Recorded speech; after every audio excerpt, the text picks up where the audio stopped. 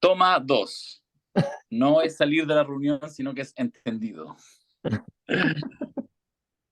Es que lo que pasa es que estoy saliendo por el celular, pero lo di vuelta para que se escuche más el micrófono. Entonces, cuando me dijo, entendido que está grabando la reunión, apreté salir de la reunión. Es transparencia Bueno, total. No sé si es una gran cosa. ¿Cómo genial. están? Bueno, Muy bien. Déjame apagar el micrófono de mi canto. Ya. mucho, mucho mejor que el gobierno. No, oiga, ya, no empieces. 5 segundos y el tiro mayor. No, pero sí, ¿qué te quieres que te diga, weón? O Así sea, como espera que tú llegue hablas con la la... gente, tú hablas con los entornos y te dicen, oye, se vienen cositas, Ya, está el título del podcast. se vienen Yo, cositas, weón. Oye, se vienen cositas, weón. Oye, no, Hay que amar. ¿A qué le llaman cositas a ustedes, perdón? no, hay No, unos pues, datos, señor. unas cosas, datos. O sea, perdón, pongámonos serios. Digamos, pongámonos serios. A lo que dijo, todavía no entramos al tema, pero solo dejarlo anunciado. A lo que dijo el propio El ministro de la presidente, Vivienda. el No, presidente, bueno, pero primero el ministro de la Vivienda, sí, Carlos Montes, no es cualquier persona, y que dice, cuando uno supone que lo lógico es que va a decir, mira, ya está toda la cosa, ahora está en manos de la justicia, hemos hecho la querella, y como voy el martes a Antofagasta hoy, y lo cierro, no, esto está comenzando. Eso es que se vienen cositas. sí, po. Esto está comenzando, así tal cual, y la presentación de querella desde el mismo RD, eh, no, el escenario, el presidente diciendo, preparando escenario, porque cuando tú quieres cerrar un tema, no preparas escenario. O sea, es obvio que se vienen cositas, es obvio, Me, com- me compré esto porque, para hoy día. ah, el minutero. No, porque si no, esto puede ser peligroso. Más encima le dimos a ¿Cuánto, Sueto, cuántos minutos tiene ese? le saqué la cuenta, 3 minutos 40. Ah, Qué cosa más rara, weón. Tú sabes que tema, esas cosas las venden, nunca las venden con coma. O sea, las venden para que tengas 1 minuto, para que tengas dos sí, minutos, para que tengas 3 minutos, pero 3 minutos 40, weón, ahí se pero equivocó es que Mira, Darío el compra en que unos imitó. lugares. fui a Yo no sé Ikea. dónde compráis tú, yo no sé dónde compráis. Odio, Ah, unidades de primera vez que medida entro, mira, nórdicas. primera vez que entro a Ikea. Yo les voy a contar, mañana tenía, porque se suspendió hace 2 horas, un súper seminario con dirigentes sindicales y todo. Y yo conozco a los dirigentes sindicales. Entonces armamos ahí con Julio, tú sabes, toda una cosa así para que fuera entretenida. Y dijimos, se nos puede armar. Entonces compramos esto, para ponerle a los dirigentes sindicales. Entonces fui a Ikea y pensé que iba a ser una cosa corta, que durara 1 minuto. Y me puse ahí, tenían dos tipos. Y los di vuelta, este era el más corto, 3 minutos 40. Lo compré y se suspendió el taller. Así que ahora no sé qué hacer mañana en la mañana. Cómete la arena. Oye, pero la próxima vez cuando te vendan 3 minutos 40, ándate a otro lado y cómprate una cosa que a la edad tuya ya sea fácil de entender cuando ya no queda nada, sabéis que se terminaron 2 minutos. Se te va a olvidar los Oye, 40, te he puesto plata que se te olvidan los 40 a los 2 días. mira, entré a esa tienda sueca, weón, nunca había entrado. Y después de como, no sé, 40 minutos de caminar, una weá interminable, encontré esto. Ya se me había olvidado lo que fui a comprar. No, mucho para mí. Yo estoy muy viejito para eso. Ya, oye, le dimos a Sueto a la Alematus, que va viajando a Puerto Montt en un ratito más. Y entonces quería hacer la gran mayor. No, me conecto desde el aeropuerto. No. Dije, ya. Ya la gente se enoja con que yo esté sin micrófono, se me echó a perder el micrófono. Compré el micrófono en Casa Royal, entonces, y después que me dicen, quiero retiro a domicilio, o sea, que te lo envían a domicilio, no, hay dos tiendas en las que puede, listo, dije una, que me queda igual lejos, lo compré hace un par de días. Cuando ya pago, compro todo, me dice, ahora espere para que le avisemos cuando está la cosita. Me avisó hace En media 3 hora que minutos, está, 40 segundos más te van a decir. oye, los hueones. No, son como las pelotas. Man. Hoy día estoy enojado con Ikea y con Casa Royal. ¿Quieren auspiciar la cosa nuestra? No se los voy a aceptar. De bañino, salva esta Se situación. dice, no se dice eso, se dice, es más caro hoy día. Es más caro. Es un poquito más caro. Son 3 minutos 40 segundos más caro. Y pensar que hace solo un par de semanas el presidente había dicho que era hora de que se consumara el amor frente amplista y fueran uno para todos y todos para uno. Como que tenía atrizada la bola de cristal el Boris, porque ahora RD está como Pepe Le Puf y nadie se quiere acercar. Ay, Para seguir con el presi, hizo una parada de carros a la derecha. Les dijo, menos Twitter y más calle para ayudar a los problemas de las intensas lluvias. ¿Quién lo diría? Aunque efectivamente la derecha no paró de criticar y criticar al gobierno mientras afuera llovía y llovía. Amigas y amigos, aquí comienza el podcast de los martes, esperando la próxima semana encontrarnos en el Teatro Municipal de San Joaquín. La Cosa Nostra en vivo, pa' los regalones.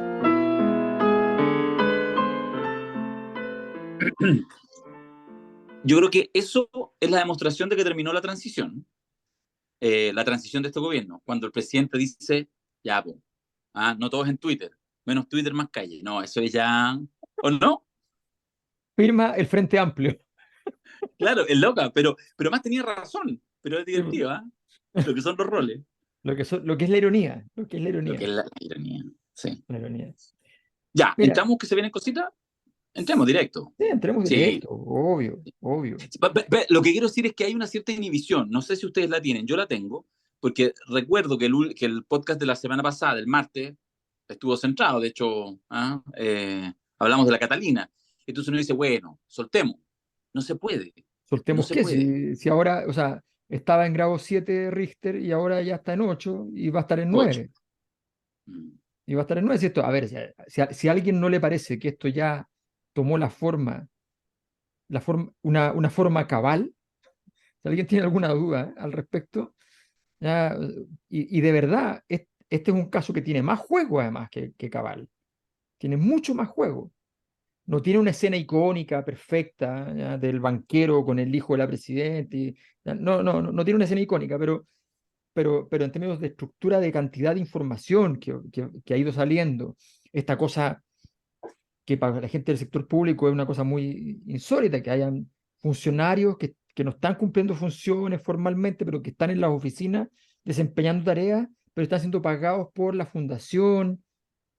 O sea, de verdad es un nivel o sea, el olor, perdona que lo diga tal cual, o sea, el olor a esquema, ¿ya?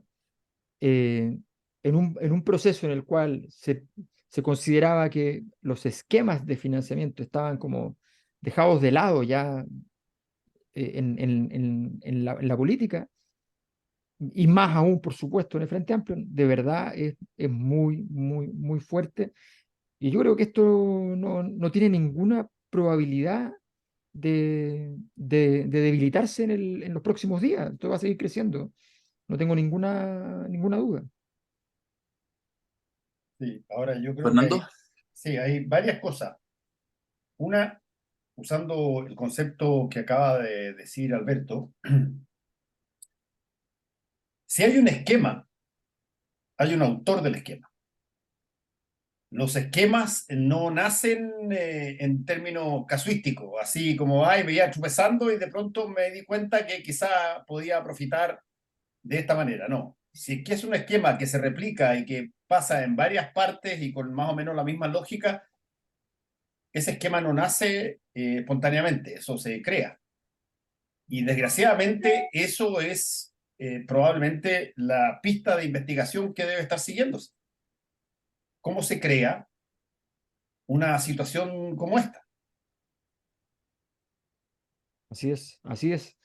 ¿No? Y aquí hay cosas y hay que decirlo con toda claridad. O sea, a ver, aquí se han dicho cosas objetivamente. El presidente de RD dijo que el ministro Montes sabía. Después la subsecretaria dijo que el ministro Montes no sabía, que ya no le había entregado la información. ¿Ya? Entonces, ¿qué? ¿Hizo entrega de una noticia falsa? ¿Qué significa eso? ¿Qué es lo que se está tratando? O sea, Aquí de verdad han habido unos movimientos erráticos de que sí con conductas que son cierro la puerta, abro la puerta, entreabro la puerta, entrego un poco de información, escondo información, digo cosas para diluir la responsabilidad. O sea, por de pronto, ni se entiende, ni se entiende. El presidente ha sido muy claro, habrá que decirlo, respecto al tema. Ha sido muy claro también una cosa que a mí me parece muy importante.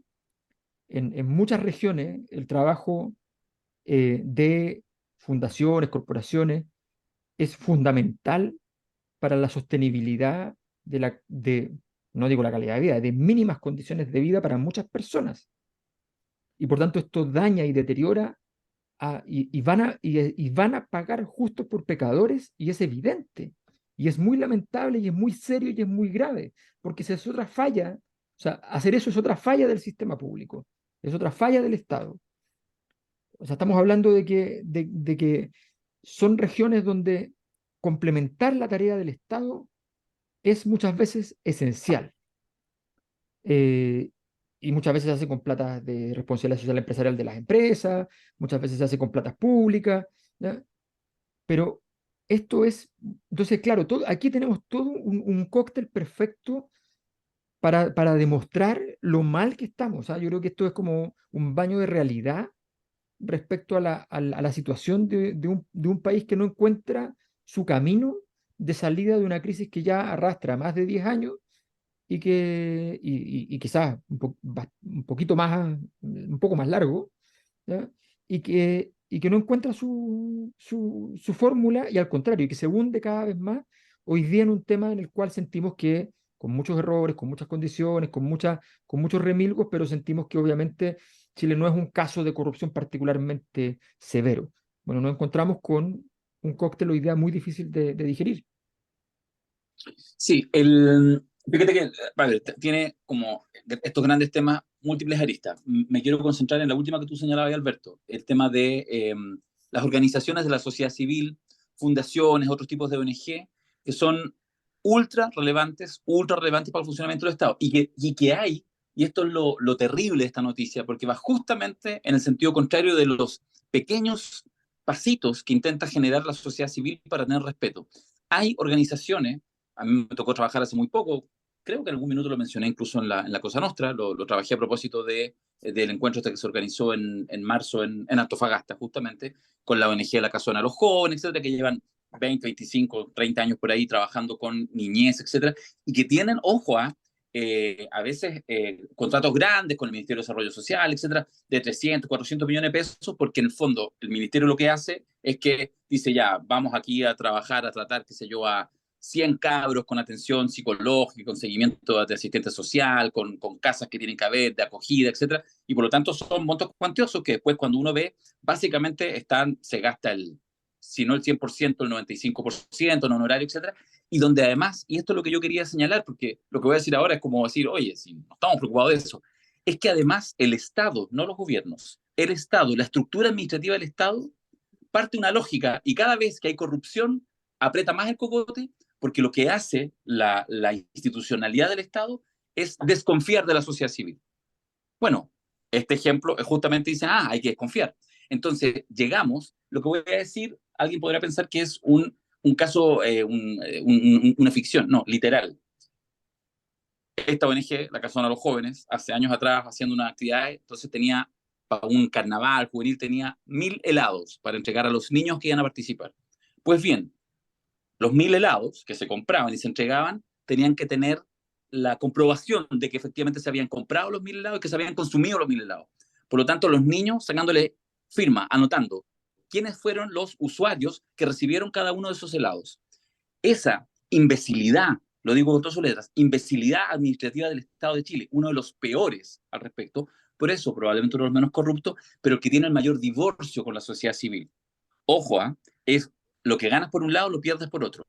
Y eso que permanentemente quienes muchas veces estamos desde el lado de la sociedad civil tratando como meterle un poco más de coherencia, de lógica, de que efectivamente no sea la sociedad civil el sujeto de sospecha, bueno, con este tipo de cosas, los metritos, los pasitos que se avanzan, a veces se retroceden kilómetros, porque además en este caso no son los poderosos de siempre, no son los partidos tradicionales de siempre.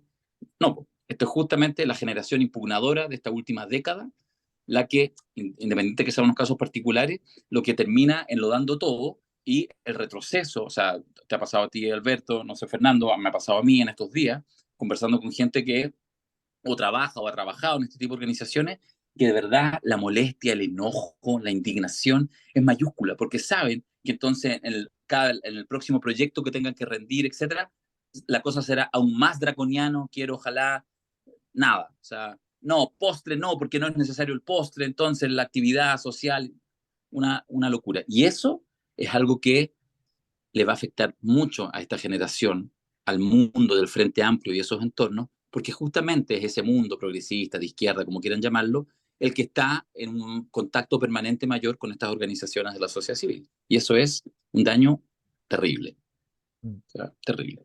Sí. Una cosa para Fernando, porque Fernando lo puede explicar mucho mejor que yo, pero la lógica que existe en Estados Unidos, por ejemplo, en este tipo de cosas es que se confía plenamente hasta que encuentran algo. Y cuando encuentran algo, te hacen pebre. O sea, y- que creo que es una combinación socialmente razonable, respetable y lógica. O sea, se confía en la rendición, se confía. Tú encuentras algo, ves algo raro, ¿ya? Y de ahí no te sueltan. Y cuando viene la sanción, si hay una sanción, es terrorífica. Fernando. Sí. Eso que tú estás diciendo es absolutamente así. Tú, tú entras a un supermercado en muchas partes en Estados Unidos y no tienes cámara, nadie te vigila, no hay gente vigilándote en el pasillo, pero te pillan que te robaste 2 chicles, que no los pagaste y los tenías ahí en el bolsillo, y te cae, pero entiéndeme, una lápida encima. Porque acuérdense ustedes que en el mundo anglosajón, y particularmente en el caso estadounidense, ellos vienen, son herederos del protestantismo, no son herederos del catolicismo, Ujú.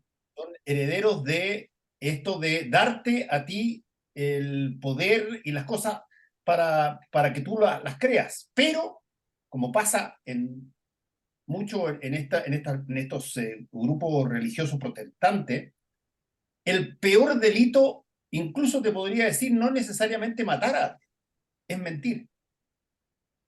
La mentira es ultra pagada. Acuérdate tú que, qué sé yo, hubo hasta un presidente que estuvo a punto de irse por haber dicho la frase "no conozco a esa dama", qué sé yo, que era, ¿te acuerdas tú estaba haciendo la La pasantía pasantía. Casablanca? ¿Ah? Una Estoy hablando becaria. de Bill Clinton, claro. Sí. Bueno, y eso fue pero un palo seco. Ahora, nosotros somos de otra norma. Somos de la norma católica, que es por definición, en términos de sociales, y perdonen que lo diga tan brutalmente, hipócrita.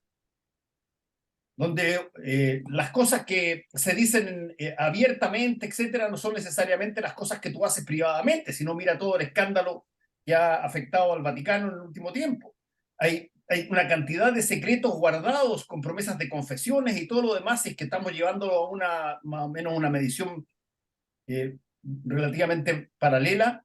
El concepto de la mentira está en algunos países mucho más castigado como cosa gravísima que en otros países donde es básicamente, bueno, qué sé yo, un error, como tanto se acostumbra a decir. Un error, me equivoqué, pido disculpas y chao, volvamos a lo mismo. El problema con lo que está ocurriendo no solamente es lo que pasó en términos factuales, sino que voy a tomar las palabras de Alberto. Aquí hay, y yo me imagino que ya a esta altura lo debieran saber, no tiene por qué decírselo a alguien en un podcast. Hay una, una imagen de sermón contra todo el pasado que te lo van a transformar inevitablemente, porque tú quisiste que esa fuera el estándar, te lo van a transformar en un parámetro para medir cómo vamos por casa. Y cuando el cómo vamos por casa no da ni para 4 para pasar de curso, entonces tú estás en un serio problema porque no tienes ningún otro instrumento con el cual enfrentar una situación como esa, más allá de decir sí. ¿Saben qué? Descubrimos, efectivamente, pasó todo esto que estamos aquí y se tienen que ir 200 personas. No tengo idea. La otra alternativa, otra cosa que me parece interesante en todo esto, y esto, yo no soy partícipe de este sistema, pero no me extrañaría, estoy hablando ahora en términos potenciales, no me extrañaría que las personas que lleguen al Consejo vuelvan a sacar la idea del parlamentarismo. Porque es evidente que para un sistema político es más fácil un sistema parlamentario para erradicar este tipo de cosas, porque salen todas las personas y se arman una nueva coalición que adquiere el poder. En los sistemas presidenciales está bloqueado hasta que termine tu periodo. Y como nadie quiere que se termine abruptamente a los 11 de septiembre, porque esa es una carnicería, la alternativa, y lo plantearon ya en el anterior proceso, es un sistema parlamentario donde tú, cuando tengas incapacidad de poder continuar ejerciendo el poder dentro de tu propia coalición, dentro de tu propio sector, dentro de el Parlamento, puedan haber mayorías que te generen las posibilidades de que, cambiando a las personas que están al mando, sigan gobernando de otra forma y que vuelva, de alguna manera, el hálito de expectativa, de esperanza que la gente tiene. Muchas veces se habla de, en tono de broma, esto de la idea del guionista de Chile, típico como meme, así, oh, pasó algo el guionista de Chile. Yo, parafraseando esa idea, si hablamos del guionista del gobierno, o sea, el guionista del gobierno es republicano, pero sí, militante. Pero total. Pero es impresionante. ¿Cómo, o sea, porque, ¿cómo convertimos a Kast en un hombre de Estado? ¿Y cómo convertimos? Fíjate que yo creo que la jugada, ojo, siempre se va a salvar al presidente. Primero porque nos gusta en Chile salvar al presidente, a todos. Y por lo tanto, y Gabriel Boric tiene esa salida, dio una buena declaración y todo, pero da lo mismo salvar la presidencia si lo que se hunde es una generación impugnadora. Yo creo que de verdad eso es parte del ejercicio. Ahora, no hay nada que hacer en eso. O sea, que salga toda la pus. Por eso nadie puede perderse. Y por eso quienes están de alguna manera, y como que, no a la primera, pero ya a la segunda dicen, bueno, pero que hablan tanto, que el tronco Torrealba, que no. No, compadre, sáquelo. Sáquelo. Vamos a hablar de esto. No lo vamos a contaminar con el resto. Y mañana vamos a hablar de lo otro, en su mérito. Y cuando digo mañana, en un sentido metafórico, porque esto puede dar para muchos días y puede ir y volver. Pero, de verdad, la posibilidad de barrer, ¿ya?, con esta generación es altísima. O sea, uno analiza este año y medio de gobierno, y esto, por supuesto, esto no está en el seno absoluto del gobierno, pero lo afecta igual, digamos, porque afecta el proyecto político, o sea, todo, de verdad. El guionista, no de Chile, sino el guionista de Boric, es terrible. O sea, desde el primer día en Temucuicui, después dijo, ya, vamos a hacer que hagan la renuncia con todo, TPP, o sea, para arriba y para abajo. Vamos a hacer que renuncien, después cuando vayan subiendo les vamos a que les falta experiencia, etc. O sea, es bien impresionante. Incluso la salvada de muebles que en este minuto, hasta ahora, está haciendo el ministro Carlos Montes, el más veterano de los ministros, 75 años Carlos Montes, 32 años de parlamentario Carlos Montes. O sea, eso, que igual todo el mundo lo quería y toda la cosa, pero que en el fondo, si tú decís, bueno, ¿dónde está la concertación? Bueno, Carlos Montes, y levanta la mano. ¿Ah? O sea, diputado desde el 90, PPD-PS. Entonces, y finalmente él termina salvando los muebles y haciendo, insisto yo, la frase más categórica de todas, porque justamente tiene la capacidad de construir una escena que es dantesca, pero que es real, y que por lo tanto ahí uno puede depositar algo de credibilidad. Yo no quiero ni pensar en los capítulos que se vayan escribiendo, y tampoco, fíjate, creo que sea muy fácil cuál es el camino del gobierno, porque también en algún minuto tiene que parar el de sangre, y en algún minuto toda la honestidad tampoco puede seguirle regalando escena a la derecha, que ve esto como la oportunidad para seguir avanzando. Entonces, de verdad que la tienen súper, súper difícil. ¿Cómo se hacen cargo de la autocrítica? Pero bueno, también uno le pide autocrítica a algunas personas, muchos, me imagino la inmensa mayoría, de Frente Amplista, de Apruebo Dignidad o de que están en esos entornos del gobierno, que en realidad, bueno, a mí que me revisen, pues yo que tengo que ver con este fresco, con estos idiotas, porque además también hay un nivel de idiotez importante. El tema es que sí, pues, los va a manchar a todos. Y eso es dantesco. O sea, a ver, Bueno, aquí hay una cosa que políticamente es muy clara. Aquí van a haber consecuencias políticas, consecuencias judiciales, consecuencias administrativas de todo orden. Las consecuencias políticas significan necesariamente que hay alguien que va a caer a nivel ministerial. No necesariamente por la responsabilidad política directa en el tema, o eventualmente sí, pero va a caer alguien porque hay un problema de gran magnitud política para el gobierno, del cual que significa que hay responsabilidades que habrá que definir desde el gobierno, independiente de las que ocurran en los partidos políticos, en fin. pero eso no fue Entonces, la salida de la subsecretaria, Alberto. no, pero eso no, no se tapa el agujero con una salida como esta. O sea, aquí hay una situación mucho más delicada. Porque o el ministro Montes es víctima del esquema. Aquí a ver, ¿se acuerdan del caso argentino de la aduana paralela? Sí. ¿Ya? Gobierno de Menem, la aduana Sí. paralela, ¿ya? Que se entiende por sí sola. La aduana paralela es que hay una aduana lenta y una aduana rápida. Una aduana lenta ¿A es, de dónde la- quiere estar usted? es del gobierno, es del Estado, y la aduana paralela es de los familiares. ¿Ya?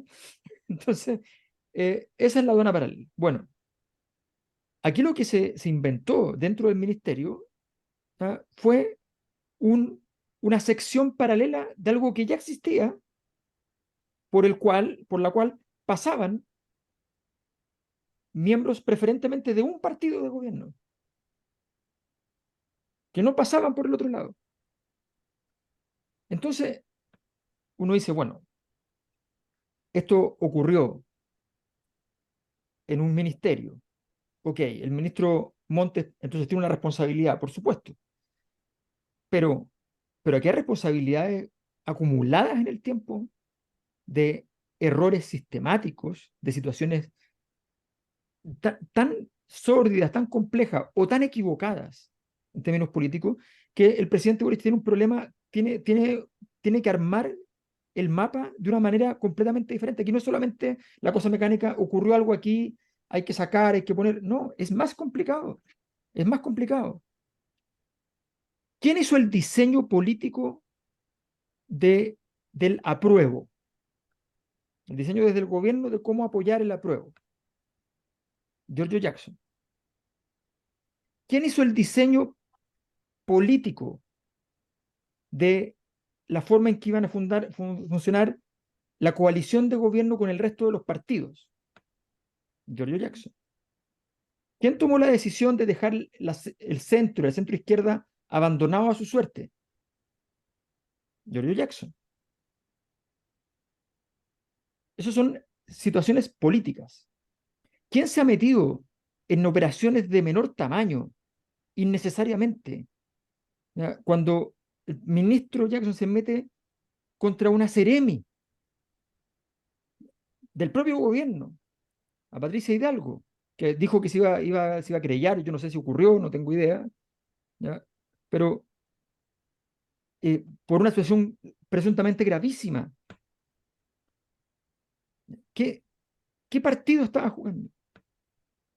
Entonces uno dice, a ver, en este caso ocurre con el partido que, bueno, a ver, ¿quién lidera el partido? O sea, hay algo que pasa en RD históricamente, cualquiera sean sus presidentes anteriores, De Polo, Cata Pérez o La Torre, hay algo que pase en RD que no lo maneje Giorgio Jackson. ¿Alguien, o sea, alguien cree una cosa como esa?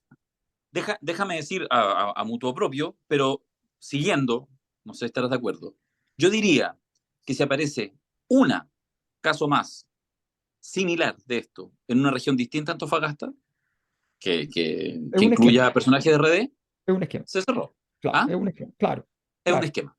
es un esquema. O sea, uno, no vamos a decir que no es ninguno, por la intensidad, por la magnitud, porque era la presidenta de RD, está bien, pero es una.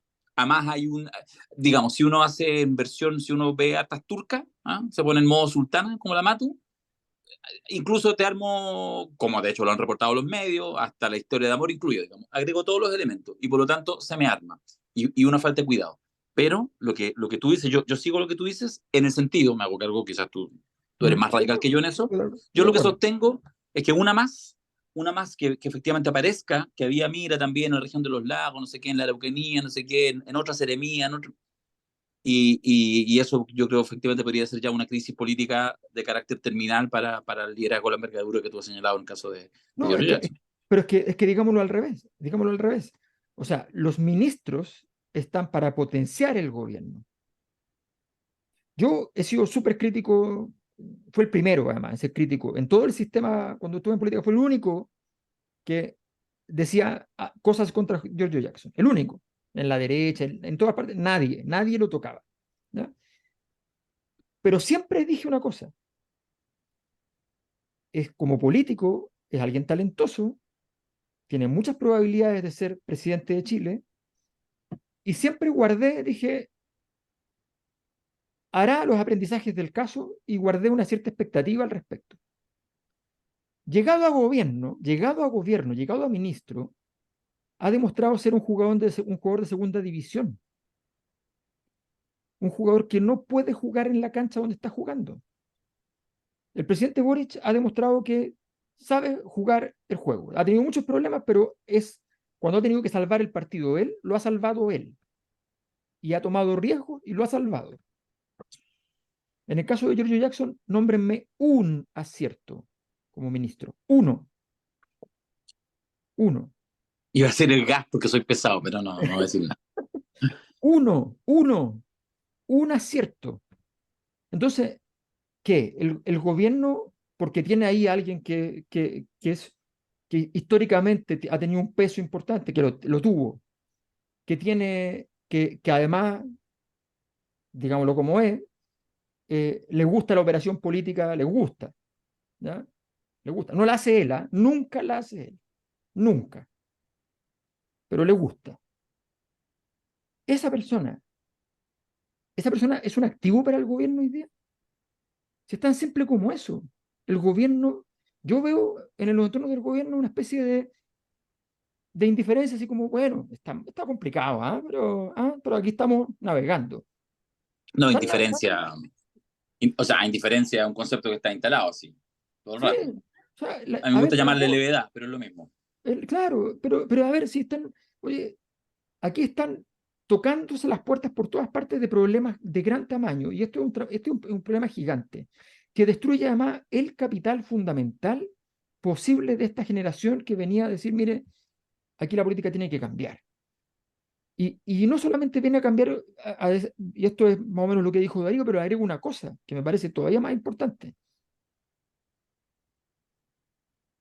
Chile está pasando por un momento donde si no encuentra un camino rápido, ya nos comimos 10, 12 años de una crisis crecientemente a nivel institucional. Si no se encuentra un camino rápido de salida, que no se está encontrando, nos vamos a encontrar con otros 10 años u otros 15 años. Y claro, las crisis institucionales son como con sordina, como que uno dice, bueno, pero hay que preocuparse del crecimiento económico, hay que preocuparse de la plata, hay que preocuparse... No, las crisis institucionales redundan en el aumento de fricciones que hacen que las cosas no funcionen, como esto, como lo que decíamos de las fundaciones y otras corporaciones que funcionan bien, que van a tener problemas para hacer sus cosas. Y eso va a afectar a personas concretas que tienen problemas, que cotidianamente esos problemas estaban no resueltos, porque no están resueltos, pero estaban medianamente morigerados por la acción de ciertas agrupaciones, organizaciones. O sea, esto es muy grave, porque esto afecta la vida de muchas miles de personas y porque esto afecta la eficiencia del Estado y muchas otras cosas. A ver, esto es, a mí realmente me abruma, porque la semana pasada fuimos muy claros, fui muy claro. A mí me parece que todo esto nos habla de una cosa que es muy grave, pero que salvemos las cosas, dejámoslo claro. No me parece que en este gobierno haya una situación estructural al respecto. hoy declaro mi duda. Y no en nombre del presidente, que considero que ha sido muy honesto y claro al respecto, no en nombre de las medidas que se han tomado, que son de revisión efectivamente muy clara, sino que en el sentido de que hay entornos al respecto que no entendieron su misión, su propia discurso y su misión histórica. ¿Sabes qué? Les propongo, no, dale Fernando, y de ahí les propongo otro tema. No, dime nomás. Dale nomás. Dale. Ajá, pues nada, te quedé. Bueno, a ver, es interesante lo que estaba planteando Alberto, porque aquí hay un cambio, ustedes dos son más chicos, pero hay un cambio, pero tienen raigambre ahí, y por eso es que lo planteo directamente a ustedes. Ustedes tienen raigambre. Ustedes son de una generación, y probablemente sus padres también, de una generación donde ser parte de un partido siempre fue minoría, pero ser parte de un partido implicaba determinado conjunto de convicciones. Los partidos te llevaban, pueden llamársele como se quieran, pero Sí. tenían escuelas de cuadro, Sí. te formaban, te hacían de una manera, y lo que no significa que eran buenos o mejores o que no. No, lo que significa es que, por ejemplo, si pasaba un desaguisado como este, que está ocurriendo, nadie iba a mirar al cielo así como diciendo a mí ni me miren porque yo soy un cuadro más. No, las cosas corresponden a una ética, a una moral, a una cosa que va y que se encuentra en los partidos. Si de alguna manera tú escoges a quién te conviene o quién te convence, no necesariamente porque empiezas a pensar en si que te va a dar más plata o no, si es que te va a matar a todos los gallos que te caen mal. No, normalmente las personas que son adeptas a determinados partidos políticos, no importa la edad, son porque tienen una serie de ideas que tienen que ver con eso.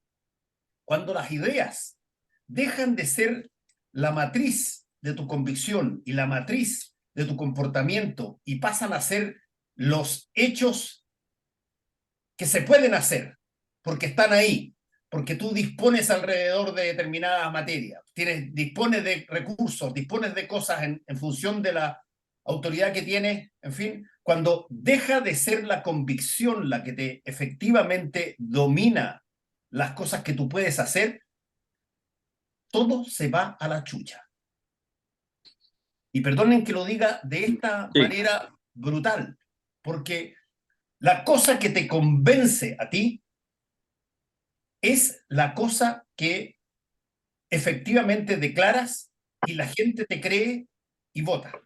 Pero las cosas, cuando tú empiezas a cambiar tu convicción por casuística, por hechos puntuales, por esta cosa la hago aquí así y esta cosa la hago aquí allá, a pesar de que sean el mismo comportamiento, y empiezas a tratar de buscar subterfugios de explicaciones para cosas que no tienen más explicación que el choreo, entonces tú tienes una situación que es mucho más grande, mucho más importante que... y esto, por favor, yo lo digo fuerte porque creo que hay que decirlo fuerte, pero no significa de que, oye, se van a levantar todos y decir, oye, qué bien, Paulsen, fantástico, nosotros en mi partido, oye, weón, mírate, si esta cosa no viene pasando recién hace un año y medio. Cuando hay escándalos de este tipo, todas las convicciones que declaraste se te fueron a la mierda. Y esa cosa es esencial, porque para las personas, sobre todo las personas que tienen una mirada progresista, el mantra de esa mirada progresista, el mantra, a no olvidarlo jamás, es simplemente yo soy distinto a él porque no soy capaz ni quiero hacer las cosas que esa otra persona hace.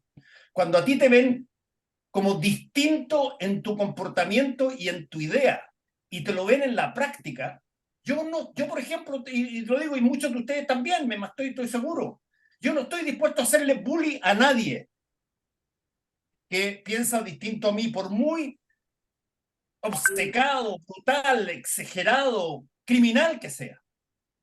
Porque creo que nunca haría una cosa que no quiero que me la hagan a mí, porque encuentro que es deleznable. Encuentro que en sí mismo es algo deleznable. Y no porque tú estés con más poder hoy día y menos poder ayer, puedes aprovechar ese asunto para llevar agua a tu molino. Me parece que desde el punto de las convicciones, que es una cosa que esta generación yo le aplaudo, a pesar de que han maltratado a mucha gente, pero la idea de instalar convicciones me parece sensato, pero siempre y cuando que las cumplas. Cuando tú no eres capaz de seguir tus propias convicciones, puedes tirar la elección de los gobernantes a la chuña. Fíjate que me resuena, y como el podcast es nuestro y uno habla nomás, después la gente se aburre, lo corta. Lo que dice Fernando me recuerda a una reflexión que hace ya varios años, 10, 20, 25 años, hacíamos. Yo tengo 49, yo entré a militar a los 12 años, en distintas organizaciones, más bien primero en el mundo de los socialistas, de algunos de los tantos partidos socialistas hasta llegar a la unidad, después más adelante fui PC, pero mi cuna es más bien socialista.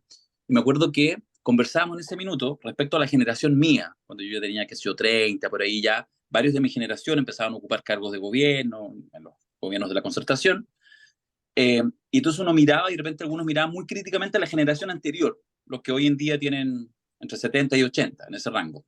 Camilo Escalona, ponte un nombre.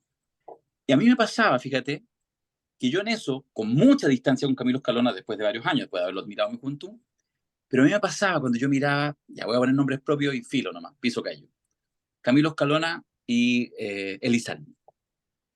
Yo decía, y teníamos discusiones con amigos, que gente como Camilo Escalona, ellos, ese núcleo, efectivamente tuvieron el fracaso, muy jóvenes, pasaron dictadura, estuvieron algunos de ellos en el aparato militar, asumieron la clandestinidad, se fueron al exilio, algunos se enriquecieron, pero lo pasaron mal, el exilio no, o sea, sí, dorado para poquitos, para muchos fue ver morir a familiares y no poder venir a su entierro, o sea, cosas que no están en ninguna parte registradas, que son vivencias, hablo por mi propia familia.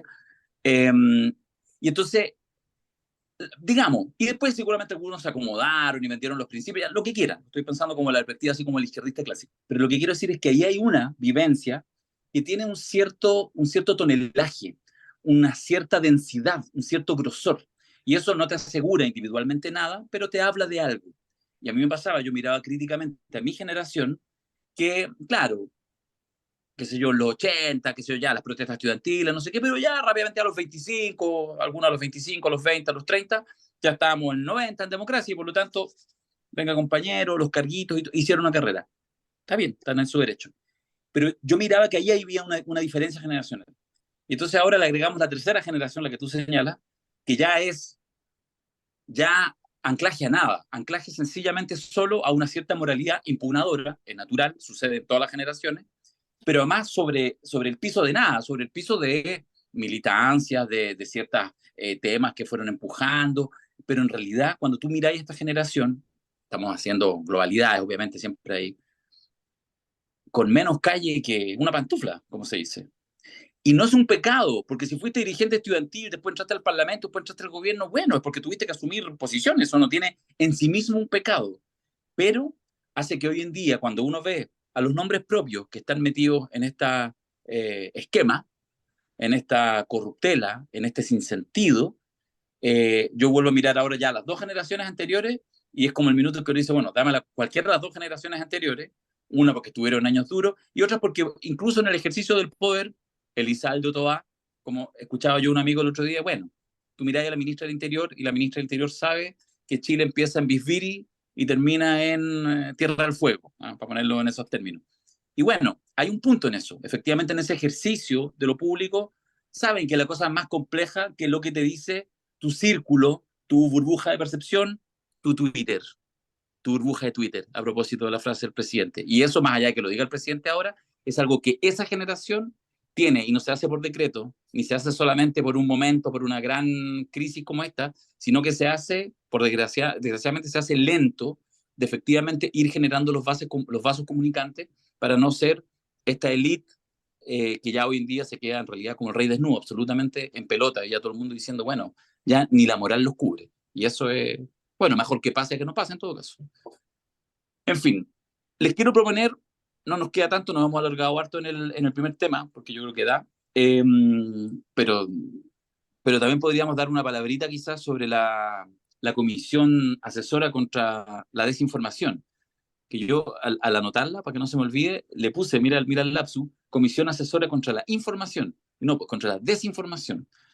Eh, lo comento porque con la Matu lo hemos conversado harto en estos días, respecto a la conveniencia o la inconveniencia. Justo en este minuto parece razonable cuando uno entra en las letras chicas, la lógica que lo plantea la ministra Vallejo y esta idea, digamos, de que la verdad es cualquier cosa, pero activa muchas alertas y pareciera ser que le regala la idea de la libertad a la derecha, sí, pero en bandeja. No sé, a mí me interesa sobre todo, Fernando, también Alberto, pero digo, digamos, desde el rol además de periodista, cómo vemos, porque sin duda que hay un problema con el tema de las fake news y el manejo de la desinformación y, en fin, pero pareciera ser, lo esbozo como problematización, que el remedio podría ser peor que la enfermedad. No sé cómo lo ven. Bueno, no es primera vez que esto pasa, no es primera vez que se surge la idea de tener una suerte de consejo que media entre lo que los medios de comunicación sacan a público y lo que entre medio queda. Mi papá Ahora, dirigió uno, ¿cuál? Binaco. Ah, bueno, bueno, Debe ser un consejo asesor contra la desinformación, pues. Sí, pues, ¿Ah? obvio. Sí, pues. Y funcionó. Y funcionó. Funcionó. sin embargo, te tengo que decir que yo tuve de profesor a tu papá en la Católica y, o sea, ¿Cómo nunca lo no? escuché decir una cosa como esta. En los medios podía ser tremendamente duro con los medios en un momento dado, pero de ahí, mira, los referentes no son históricamente chilenos. O sea, tú tienes referentes, si quieres tú regirte a ver qué podría ser parecido, ándate a China. Mira en una serie de otros países que de pronto te señalan, a ver, la idea de construir una especie de sedazo previo a la salida de la información. Con lo que pasan un montón de cosas, no solamente hay una pérdida de libertad de expresión, que es obvia, pero además tú lo que logras hacer con eso, cuando tú atemorizas al medio con una vigilancia previa, tarde o temprano todo lo que sale son relaciones públicas. No vas a tener, ni importa cuál sea el gobierno que mire, porque acordémonos de que esto no es primera vez que se plantea en los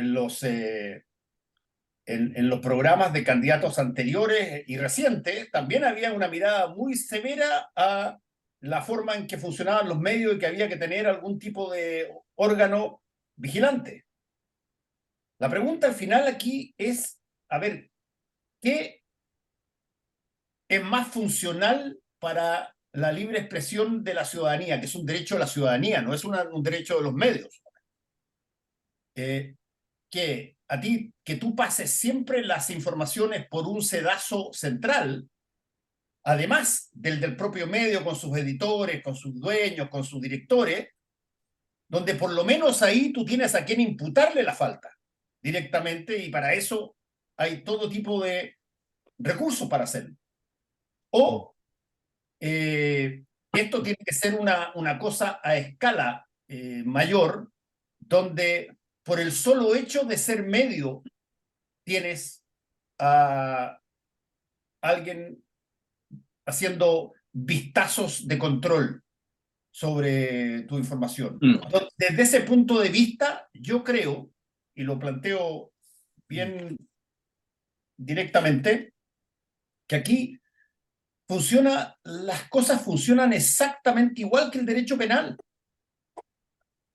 Si tú cometiste algún tipo de delito que está sujeto a la ley, bueno, exige la ley y que haya un tribunal que te sancione. Pero si tú dices, oye, para que no haya qué sé yo, violencia intrafamiliar, los hombres y las mujeres van a vivir en departamentos separados y solamente se van a encontrar cuando haya policías alrededor. ¿Qué es eso? Claro, nunca más se pega un charchazo. Pero aniquilaste la libertad. Aniquilaste la esencia misma de vivir en comunidad. Vivir en comunidad implica, y vamos a tener que aceptarlo, y quizás va a ser más difícil, perdón, pero vamos a tener que aceptar que un porcentaje nada despreciable, sobre todo con las inteligencias artificiales y las formas tan fáciles de generar fake news hoy día, bueno, vas a tener más dificultad para probablemente captar lo factual de las noticias, pero eso es una cosa que, y perdonen que lo diga así en forma personal, yo estoy trabajando con un muy amigo mío en la construcción televisivamente de una suerte de, llamémoslo así, de curso que ojalá la tomen en los colegios, un curso, una pedagogía desde kinder de cultura digital. La cultura digital tú no la aprendes sino jugando, haciendo y ya, y todo el resto es nada. No sabes qué hacer si te roban el celular, no sabes qué hacer cómo comprobar una noticia, tienes dificultades cuando te hackean, no tienes idea de si es que la persona que te está hablando tiene razón o no tiene razón cuando te entrega cosas que a ti te suenan súper parecidas a las que tú piensas. Bueno, la libertad de expresión de alguna manera implica un riesgo. Solo que hoy día estamos en una situación tecnológica donde las cosas se maximizaron en términos de posibilidades de error o posibilidades de mentira, pero eso no significa de que tienes que cancelar al medio o que tienes que transformar, qué sé yo, en un medio de comunicación en Auschwitz y donde esté vigilado y todo pase a ser medido. No, yo tengo la impresión que lo que tú tienes que hacer es crear gente más entendida en cómo funcionan los medios. A nosotros nos ha servido una barbaridad, y lo voy a decir, pero con todas sus letras. Nos ha servido una barbaridad desde hace ya 100 años que la gente no sepa cómo funcionan los medios. Y por lo tanto crea cualquier cosa que hay. Pero ya es hora de, yo lo vengo haciendo en la universidad hace rato, pero ya es hora de que se diga directamente cómo funcionan, qué es lo bueno, qué es lo malo, cuáles son los hándicaps que tenemos para poder enfrentar una situación noticiosa, cómo se arma una noticia, cómo se produce una cosa que tiene 10 elementos y aquí solamente te caben 5 en el espacio que te dieron. ¿Qué selecciona? ¿Qué prioriza? Todos los periodistas que me están viendo, todos saben que tienen probablemente mucha más información de aquello que sacaron al aire, ya sea como nota de video, como radio o como sustento digital. Y tienen solamente algo que hacer y por lo tanto tienen que incurrir en una lógica de selección de qué es importante, qué va. Y para eso hay montones de parámetros en todas partes del mundo. Si el problema es cuando, a mi modo de ver, es cuando tú no eres capaz de refrendar muchas de las cosas que dice o cuando los medios, los sistemas políticos sienten que si durante 300 años no se pudo eliminar a la prensa, bueno, hoy día que están las excusas que podemos llamar fake news y tecnologías digitales e inteligencia artificial y todo lo demás, bueno, tenemos una nueva forma de poder hacer que no nos miren, porque al final es eso. No quieren que los miremos. Escuchando todo el razonamiento, y que por lo tanto se sigue de lo que plantea Fernando, una mirada crítica de esta idea de la Comisión Asesora contra la Desinformación. A ver, me imagino yo, Alberto, que la ministra, que el equipo, digamos, se da cuenta que los temas son medio impopulares, pero también ve la dimensión del problema, es decir, ve seguramente experiencia comparada, es decir, no es una cosa tonta de loco, no es una cuña, no es un tuit, es una comisión asesora y que está pensada y que supone que puede servir para parte de los objetivos, digamos, en este caso, del gobierno o de mejorar la calidad de la democracia. ¿Hay algo que tú dijeras, bueno, algo que destacar en esto, o derechamente te parece buena, o en realidad no? Digo porque me cuesta entender que haya una evaluación que diga esto puede flotar, porque me da la sensación que se va a hundir. Y mira, yo creo que es casi peor que la peor respuesta posible a la pregunta que tú estás dando. ¿Por qué? Porque me parece evidente que es por no hacer lo que quisieran hacer o lo que consideran que es razonable hacer. Y ante esa falta de osadía se busca una fórmula intermedia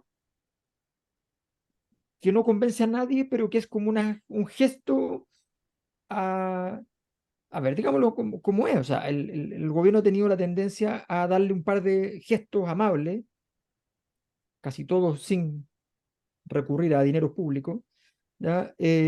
A los grupos, a sus votantes más cercanos, ese 30% que ha estado apoyando al presidente Boric de manera sistemática. Entonces, hace muchas cosas que van en contra del programa, pero de pronto da un gesto, ¿no? Da un gesto. Y frente a esto, es evidente que hay una problemática cuya resolución no es fácil, que tiene que ver con la estructura de propiedad de los medios, que tiene que ver con una, efectivamente, una cierta impunidad de informar cualquier cosa, digamos, o de banalizar la información, o de hacer agenda muy grande con cosas más pequeñas y con otras cosas grandes esconder. En fin, que eso se soluciona con una cosa súper simple, propia del modelo liberal que defienden aquellos que no lo cumplen, una competencia. Entonces, si el gobierno hubiese hecho un fondo de apoyo a medios alternativos, si el gobierno hubiese hecho lo que, por ejemplo, en España, por ejemplo, las asociaciones de consumidores son el equivalente al CERNAC de Chile. O sea, no existe el CERNAC. Lo que existe es que hay muchos fondos para apoyar organizaciones de consumidores que son las que organizan demandas de los clientes, ¿ya? Si tú pensaras en tener una estructura efectivamente de chequeo, que sea un ecosistema suficientemente fuerte, suficientemente robusto para que sea evidente que la mayor parte de la población se va a enterar de que algo es una noticia falsa, ¿ya? Eso es relevante, eso es potente, pero, pero no jugar al juego de la noticia falsa, así que no, es que esto es una noticia falsa, pero, o sea, perdón, pero desde el sector, desde la izquierda, yo escuché en este último año y medio un montón de presuntas noticias falsas que no eran noticias falsas. Así de simple, no eran noticias falsas. Ah, es que eran noticias a media. Bueno, a media no es falsa. A media, el que lance la primera piedra, perdón, ¿no? Entonces, a ver, cuidado. Establecer estándares, me parece fantástico establecer estándares. Yo veo, por ejemplo, en España se está imponiendo lentamente, ¿eh? Lentamente el tema de la defensoría del lector en los medios escritos. La defensoría del lector es una unidad independiente dentro del mismo periódico que se preocupa de que el lector reciba una información veraz, precisa, completa, y que no actúa por denuncia de un lector necesariamente, que actúa de oficio, y que cuando es necesario agarra una página completa del periódico impreso, o sea, agarra algo que vale mucha plata, y detalladamente escribe denunciando la propia nota del periódico. Ustedes me dirán, vea, pero eso depende del mismo periódico. Sí, pero es construir las condiciones generales de todo un ecosistema que está velando de alguna manera y que cada uno puede no cumplir efectivamente su misión adecuadamente, pero ya tiene que incumplirla. Y no todo se hace por ley, ni todo se hace por obligación. Esto también se hace, o sea, nunca entendimos para qué Sebastián Piñera citó a todos los medios después del estallido. Creo que nunca lo sabremos. Pero citar a los medios para plantear un tema como este a mí me parece, no para que se inhiban, no para que se inhiban, para conversar, para discutir, o quizá haga un seminario con todos los medios participando, con su palabra sobre la mesa, su compromiso de velar por un buen espacio público. Si esto no tiene ningún misterio, el espacio público, para decirlo en simple, cumple un rol fundamental porque nosotros en la sociedad conversamos en grupos chiquitos, nadie conoce de manera muy intensa a más de 150 personas, ¿no? Entonces, nosotros nos movemos en nuestro circuito y cada uno de nuestros circuitos tenemos unas ciertas verdades de nuestro circuito. Y esas verdades tienen que amplificarse para poder ser discutidas por otros y para poder llegar al sistema político como verdades de la sociedad. Eso es cómo funciona una democracia. O sea, tiene que haber un proceso de amplificación de esa perspectiva de un pequeño grupo que empieza a crecer y a encontrar un nivel de racionalidad en otros, hasta llegar al sistema político, y el sistema político lo que debe hacer es recibirlo y lo que corresponda convertirlo en legislación, lo que corresponda convertirlo en políticas públicas. Y algunas cosas, habrá que decirlo también, para ser bien claro, algunas cosas el sistema político tiene que hacerlo sin escuchar la voz del pueblo, porque existen los temas de secretos de Estado, inteligencia militar, existen un conjunto de cosas que la verdad es que no funcionan democráticamente. ¿Ok? Todo eso es una ecuación muy delicada. Entonces uno no puede llegar con soluciones que son un elefante en la cristalería. Bueno, yo solo a eso agregar que digamos, el guión está en todas partes. Una de las últimas veces cercanas que lo vimos fueron las elecciones, no las de recién, sino las de un año atrás en España, justamente, donde el éxito de la ultraderecha estaba detrás de una palabra que ellos la saben ilustrar bien, pero así perfecto. No es orden, que eso es lo que traen, pero la palabra que lucen no es orden, sino que es libertad. Libertad. Ellos logran hacer ellos te ofrecen orden, pero lucen la palabra libertad. Y esto es regalarse. La propuesta que hace con la mejor de las intenciones, cuidado, etc., es regalarse por arriba, por abajo, por el medio, por el lado. Es que aparezcan en la prensa, porque además la prensa nos va a contar, esta prensa nos va a informar sobre esto, por lo tanto, adivinen, va a ocupar grandes espacios, vamos a aparecer ahí ¿cómo se llama? La Sociedad Interamericana de Periodismo, etc. Todas esas cosas, está la cara del Mercurio, etc., con grandes declaraciones, con grandes encuadres, planteando, mira, esto es un riesgo, ¿ah? Pero no lo decimos desde una posición, lo decimos desde la posición de la neutralidad, esto es un riesgo. Y bueno, sea o no sea riesgo, incluso considerando el hecho que no lo sea, porque el problema es gigante, yo estoy de acuerdo, el problema es gigante, la solución aparece, es una solución análoga en tiempos así, pero digitales, cuánticos, pónganle el concepto que quieran, total. Así que pareciera ser, sorpréndanme, en una de esas hay un encuadre bonito, se arma una comisión y recibe las loas de todo el mundo y logramos avanzar a tener porque sería fantástico eliminar parte, digamos, de la basura que hay, etcétera, mejoraría la democracia y todo, pero da la sensación que no será la comisión asesora contra la desinformación el que lo logrará.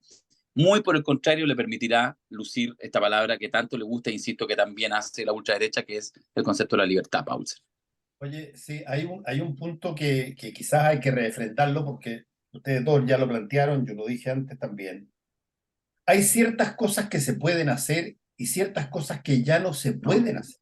Claro, que ya no se pueden hacer. Y ya no se pueden hacer. O sea, la lógica de levantar el dedo, gritar y decir, pondremos a todos los medios de comunicación encajonados ahí para que tengan que decir, perdónenme, tendrían que volver a la prehistoria. Hoy día tú tienes un influencer en Chile que tiene 450.000 seguidores, mucho más de lo que te vende un diario. tienes una cantidad de redes, de comunicaciones que las personas cotidianamente hacen y plantean en un mundo que funciona ya no como era muy cómodo sobre la base analógica de tener que llevar una cosa física a un kiosco y que tú veías y eventualmente, como pasó, acuérdate tú que hasta lo hizo un gran académico, llamémoslo así, en un momento dado, a través de una escándalo que reveló el diario La Nación, de donde la idea fue comprar todos los diarios que ese día habían salido. ¿Te acuerdas tú de Ibáñez y todo, sí, lo que significó? Esa Y lógica no existe más. Y No voló loco existe en un más. capítulo. A mí No. me da susto, tengo que confesar. Me da susto cuando las ideas que tienen que ver con mi carrera, por ejemplo, dan la impresión de que emanan con alguien que no vive en este mundo. No tienes ni una posibilidad de interrumpir que se filtren todas las cosas que se deban o se quieran filtrar hoy día. Antes podías parar esa cosa. La única forma de no temer una filtración es que lo que tú hayas publicado o la reunión que tuviste no sea constitutiva de delito. Punto. Sea honesta. Pero hoy día es imposible hacerlo. Porque tú tienes, ya sea porque llega la información y la persona que no puede dormir del grupo, porque sabe que es una falsedad lo que están diciendo, tiene todas las herramientas del mundo para poder entregarme a mí, por ejemplo, la información sin nunca tener contacto conmigo, nunca jamás haber estado cara a cara, Físicamente. nunca jamás Claro. haber estado físicamente en CNN, y lo pongo como ejemplo porque es en todas partes. ¿Y cómo paras eso? El mundo, me sorprende que gente que tiene una mediana edad de 30 o 25 años piense que se puede detener el volumen de comunicación digital que hoy día hay simplemente a través de una medida del siglo XX. No tiene ni una posibilidad. Entonces, ¿para qué planteas algo que no solamente es estúpido, pero además no lo vas a poder hacer? Mira tú, vuelvo a poner el caso de China, vuelvo a poner el caso de alguna de las cosas que están allá, termino el tiro, donde No, si no quería ser. tú tienes una enorme cantidad de cosas que Occidente sabe, no porque salen en los diarios de distintas dictaduras alrededor del mundo todavía vigentes, sino que hay gente que los filtra porque quiere dormir tranquilo. Y eso no lo vas a impedir con un consejo para, qué sé yo, los medios. No tiene ni una posibilidad. ¿Para qué plantear algo absurdo que es irrealizable si es que hay otras formas extraordinariamente mejores? Que es dar la información que tienes que dar y que te corresponde por la capacidad de estar en ese puesto que estás, da la información y como una persona decía hace muchos años y se transformó después en un proverbio, di siempre la verdad y nunca tendrás que preocuparte de recordar algo. Porque cuando tú mientes, tenés que acordarte lo que mentiste. Te llega la cosa de nuevo y ay, ¿qué fue lo que dije? Bueno, se me olvidó. Di la verdad y nunca tendrás que estar recordando qué fue lo que dijiste, porque te vas a acordar siempre porque es la verdad. Cuando es mentira, se te olvida. Y cuando se te olvida y vuelves a esa misma historia y la cuentas de manera distinta, te pilla. Que nadie crea que cuando recién mostré esto era para tratar de apurar al señor Fernando Paulsen, menos aún hablando de periodismo. Jamás el que alguno ha puesto así, no. Es porque vamos ahora, algunos los que quieren todo gratis, todo gratis, todo gay, la Agenda 2030, apaguen el podcast, porque los próximos, lo que dure esto, 3 minutos y 40 segundos, vamos a vender. Y así vamos a cerrar el podcast. Así que desde ahora, Alberto Mayor, ¿qué cosas tenemos por delante? ¿Qué tenemos el sábado? Tenemos un evento, de esos eventos que construyen una democracia viva. ¿Ah? Esos eventos especiales. No, tenemos 12 horas. 12 horas. ¿De amor? No, de sexo. Tenemos 12 horas de sexo por ahí por Avenida Grecia, ¿no? Por ahí por Avenida Grecia. Un buen lugar para tener sexo. Un buen Ahí lugar. donde está el pilucho del Estadio Nacional. Cuidado. Un poco más al oriente, un poco más Un al poquito oriente. más por la rotonda, ¿ya? Más por la rotonda. Más por la rotonda. Y vamos a estar allí en este evento que viene a conmemorar, viene a recordar aquellos tiempos iniciales, aquellos momentos donde la sopa primigenia forjó lo que hoy es esta multinacional corporación, ¿ya? La de la Cosa Nostra. Entonces, en ese contexto vamos a estar allí recordando ese tiempo, pero recordándolo sin hacer esta cosa rasca de recordar solamente, sino que vamos a hacer un taller con todo, con empanada y con vino tinto, para empezar, ¿ya? También con choripán, ¿ya? Como el que se vendía en el Jumbo, ya lo sacaron, no sé por qué, era una buena idea.